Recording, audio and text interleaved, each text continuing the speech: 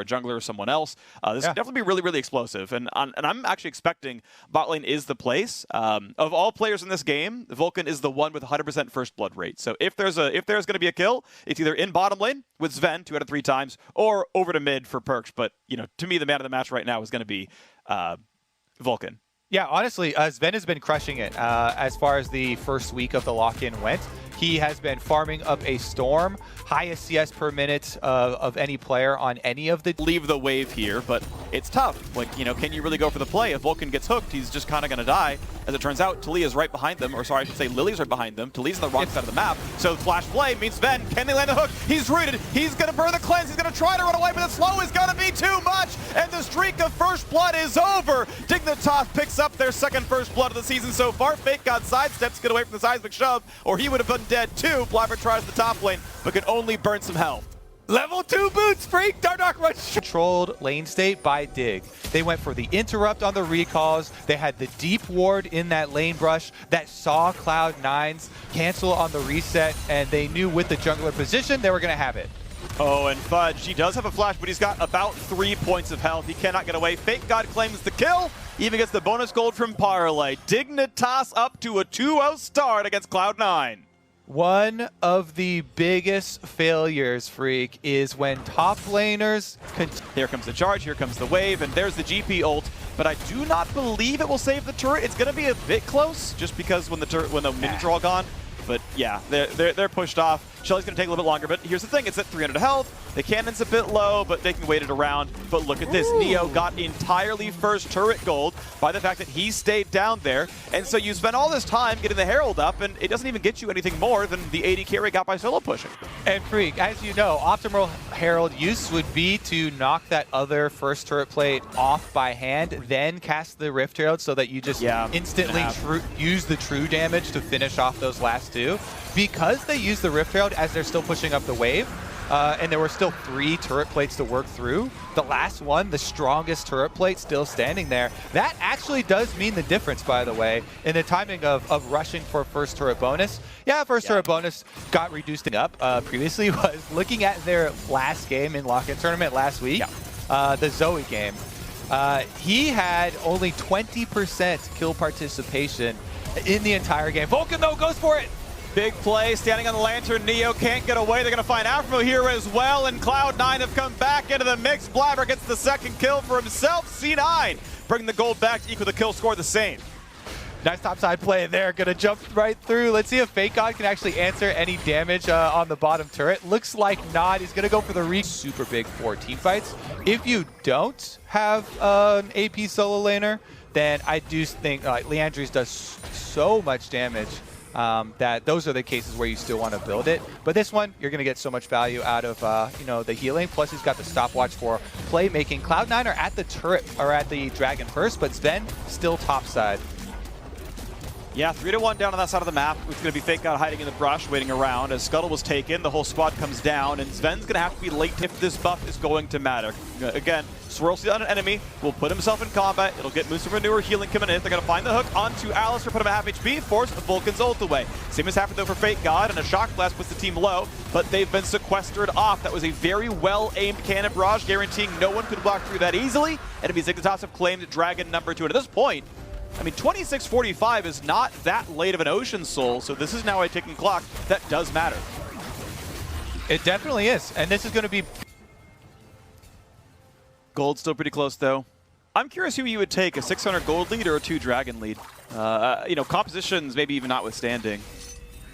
Hook's going to land on a Perks, though. He is flash. He's going to take a whole lot of ultimates to the face. The shotgun buys some time, and Neo gets to walk in. The kill comes through, and Dardoch just heals up the squad. Neo's back to full HP. Sure, the red gun helps, but so does the med deer. 35 seconds on the Drake, and Perks, he can TP in as it spawns, but he may not be in position.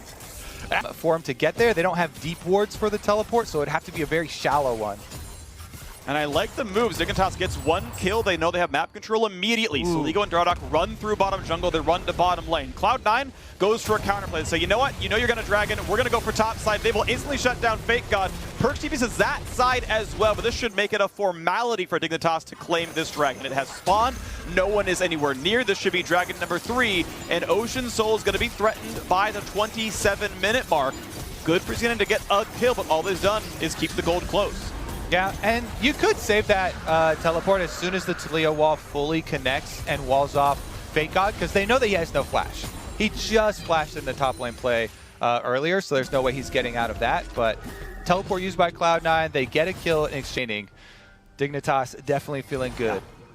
Well, if there's a time for Grievous Wounds, it is now. Not only is there the Med Deer, but you've obviously got Ocean Soul on the way as well. So pick up your Morello. Sidesteps, like into the flay, basically. Hook's gonna land though, but Blabber lands the shove backwards. Afro is flashless. Afro is lifeless. 0-2 and 2 for the playmaker on Thresh. Cloud9 get the gold right back to Tide. They're right in front of Baron, but that seems a little bit too tough to do. Yeah, for sure. It is mostly just a revenge kill here for Perkz. All right, sidestepping back and forth. Ward control belongs to Dignitas. 35 seconds on Ocean, so this wave and the next one meets, and you gotta be in Dragon in the pit by the time that happens. So mid being pushed in by Cloud9. They could go for the turret. Fudge could go. Perkz could go. They're gonna knock that one down. Bit of gold in the pockets. Cannot be spent for this fight, but at least it means they're getting pressure, and they might stay for tier 2. There's part of the wave alive. No, apparently not. They've turned around. That wave is gone, or at least gone enough. You do not want to give over Ocean Soul for just a tier 2 tower as Cloud9, so they have to come face check. Look at this. 3 controlled wards down, 4 control wards down for Cloud9, slowly moving up, trying to get vision, trying to force Dignitas off of position. And, I mean, Dig is giving the ground, right? They've given away every single control ward they've taken out. Here comes the flash. Engage on the Dardoch. He is gone right away. No kindness for the smite. Beautifully done by Vulcan. Takes exactly the member they needed to kill. And that means they can start on Dragon. Now, there's still a chance you steal with a barrel, with a Cinder, with something else. This is a 5-on-4 team fight. Fudge chunks 2 to 2/3, and this fight is over! Afro goes for a hook and a 4v5, and he dies for it! Easy Dragon pickup, and Baron is that way!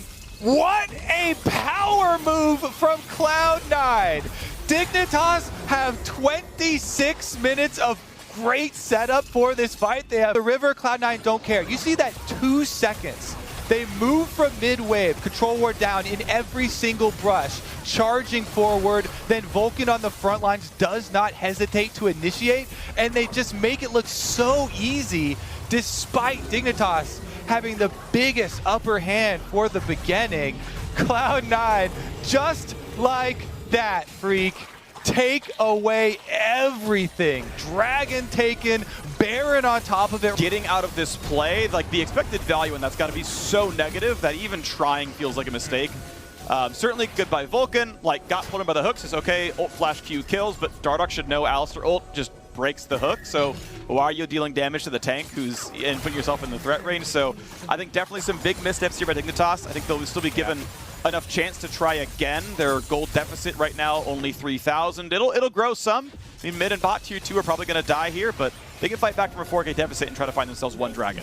Yeah, I mean, it's kind of sad for the game that Dardoch was having. He was having such an incredible game, but that mistake right there, definitely very costly. The other one, Drowsy does land. Yeah, but again, Vulcan is in the way, headbutts back in, and Afro's going to go down. Hard engage means nothing, Neo can't get any damage, and again and again and again, Vulcan will not die, but he will set up the kills, and down goes the Dignitas support. All right, Cloud9, just like that, 2 secondary turrets picked. And find the next team fight where someone is able to frontline. You know, ulted Alistar is just going to do better than Aftershock Thresh in almost all cases, but someone has to be able to work their way in. Shirelia's out. Vulcan, though, he's fast. He's going to find it. They're going to be played backwards, but still, there comes the shove. Aphromoo cannot live long enough. Aftershock on doesn't matter. Turbo Chem Tank seems to just beat Shirelia's on the way out, then another fight comes through, another kill comes through. Definitely does. Running of the Bulls here, and he's going to get gored. Vulcan nearly lands. That was almost a kill. There's a little C9 player showing up. Yeah, I know. You tried, bud. Regardless, it is 5v4, now finally a 5v5 as Afro is back up, but Fake God's in base regenning, so still in play. Stun's going to land, bit of damage. They're going to go for the play right now. Vulcan's going to be slowed up. This could really be a kill. It's certainly possible. They find out one. Is there more? Dragon is up right now. This has to be the play. Dignitas must find their way in. They need to find a ward. They need to find Dardoch not dead. Gets himself a shield, needs to find some damage. A ward could mean a Fake God TV, but he's not pulling it. He's going in for Perkz instead. They find the flash play, and in the meantime, Blabber took down the Drake, so Soul is not a possibility. The chase down just went too slow for Dignitas. They could not find the way to the objective, so it's only 2 kills and nothing else. The question is, what do they get off those death timers? Yeah, it's going to be an attempt at pushing down mid lane here. They should be able to get this turret since Perkz is still dead. Teleport, seconds away from really mattering for them for his revival, but that is such a small consolation prize. Good job here by Cloud9. Oh! Gale Force auto attack E away. That was too much for Soligo. Drops down. Now Fudge is attacked, and you figure if you can get one more spell and it might be enough, but now the re-engage is going to show up on Avril again. He is the target, and that is 6 deaths. The flash in for Neo, but right back in goes Fudge. Traded back again and back again. Fake God's now alone in a 1v3, and that is going to be the ace. The Bud Light ace in for Cloud9. They have done everything they needed. They don't even need perks for it. Yep, they've got the Ocean Soul. Looks like they're going to be pushing through the base to take as much as they can here, too. I think they can do it. I think it's possible here. 15 seconds on many of the recalls. Bot lane has an inhib to attack. There's a wave already in the mid lane, but I'm not sure they'll have a wave in time for the Nexus. They're at least getting double inhib. You can see the posturing is certainly pretty aggressive, but you can see Sven kind of into the backhand side means it's turret then out. It's inhib and a turret and then a recall. Baron is back alive. Play for that instead. All right, Soligo has teleports. Everybody else is going to have to run over there from Dig, and they're doing it through Cloud9 vision. So we are going to have Afromu. He's got Lantern. He can bring somebody a little bit closer, but Dardoch is so far away. Don't think he's going to be able to get there in time. Lantern him forward. Not enough. Forward is vision. Oh, okay. Try for an E over the wall. That's a nice attempt. Dardoch went as fast as he could. It couldn't be enough, though, and yes, quick Baron secure. Nicely done. All right, here's another look at it. Cloud9 looking for the punishment, and there's only one Lantern to take. So it's what, 4 for 1? If you count this Soligo death as not part of that battle, that is just better team fighting on the C9 side. Well done to them. And now it's getting bad to worse. Dignitas had a solid first 24 minutes, and then they could not hold on when they fought over Dragon number 4, and it's been all C9 since. Yeah, critical tipping point there. And man, that's definitely going to be a play that multiple teams should be reviewing, not just these two teams, but how Cloud9 just rush in from mid lane, easily like retake full vision of the Drake, and then great engage and pick for themselves, just pulling this game out. Now with Baron number 2.